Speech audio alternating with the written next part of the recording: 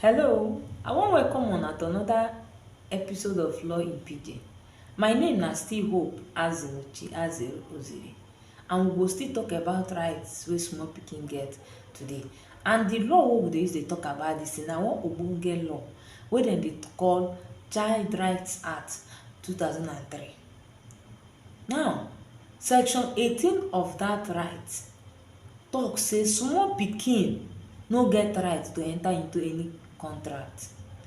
I know say some of una no know dis thing because some people go say, dis small pikin talk say dis small pikin borrow money from me, small pikin buy cloth from me, small pikin say im buy cement from me, small pikin buy dis one from me. No, law talk say small pikin no get right to enter into any contract. Small pikin no get right to buy land, small pikin no get right to buy motor, small pikin no get right say im dey come e wan employ am. Small pikin no get right to enter any form of contract with you.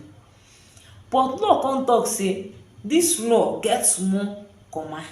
The comma wey dey for dis law be say small pikin fit enter into contract for food wey im go chop. Food dey necessary, that is why law call am necessaries.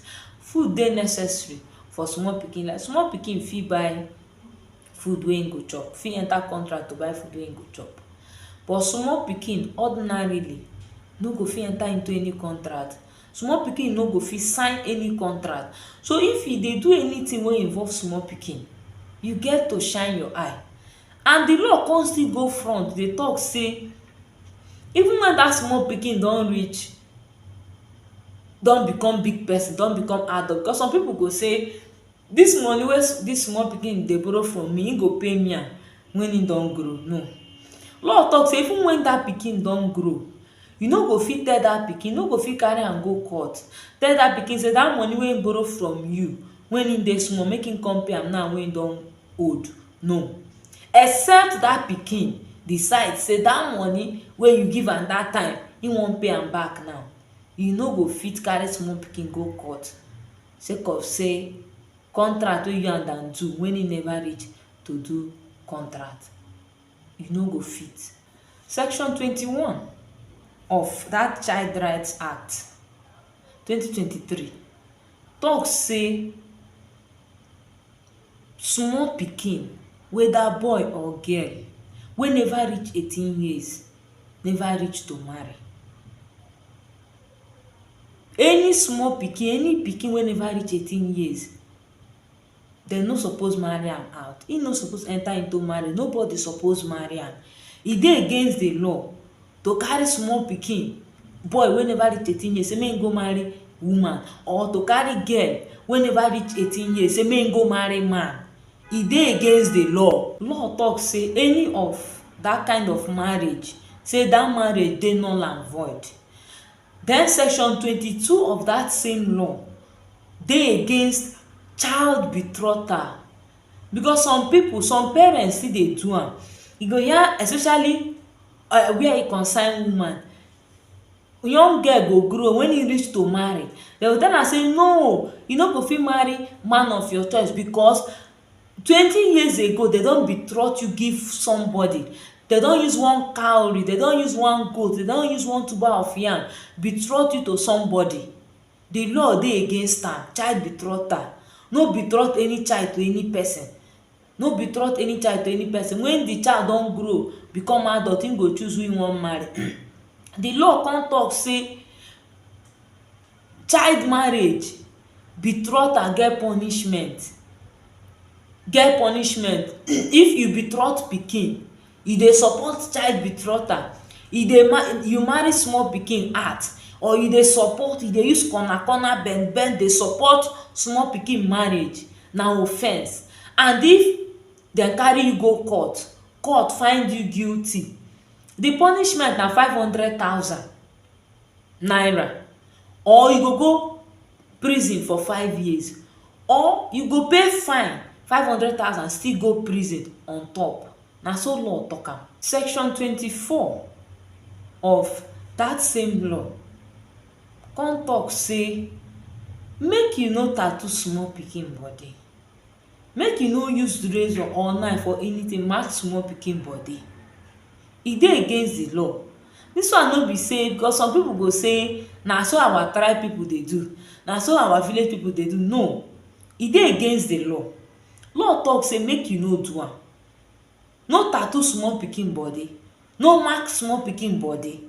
As you take born the small pikin, leave am like that.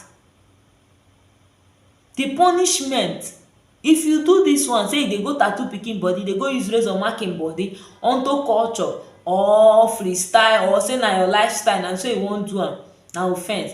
If you do am, the punishment na 5,000 naira fine, or you go go 1 month, you go go prison for 1 month, or you go pay the fine, go prison on top for 1 month. Now some people go say wetin be fine 5,000, wetin be prison 1 month. But make I tell you, if you be ex-convict, you be ex-convict. If court don jail you before, court don jail, even though court jail you for 1 hour, you be e go dey for record say you be ex-convict. E go dey for record. Section 25 of dis same law talk say make you no use small pikin dey produce, make you no use small pikin dey produce all dis things dem wey dem dey take, wey dey high people. E dey against the law. No do am. No use small pikin sell am, no use small pikin produce am, no use small pikin do anything wey concern all dis things wey dey high people. Law talk say if you do am, the punishment, if dem catch you, if law catch you kpechikom, law hold you like this kpechikom, the punishment na life imprisonment. E no dey negotiable. Section 30 of dis our law wey we still dey talk about talk say make you no buy pikin, make you no sell pikin, make you no hire pikin sake of say you wan use that pikin go do hawking, or you wan use am go beg for alms, or you wan use that pikin do. No do am. E dey against the law. Some of una wey go inside una village go carry small pikin come because say e dey go hire am, or e dey go buy am, or you sef wey dey sell, sake of say dem wan use that pikin go hawk goods for city, go hawk goods for town. E dey against the law.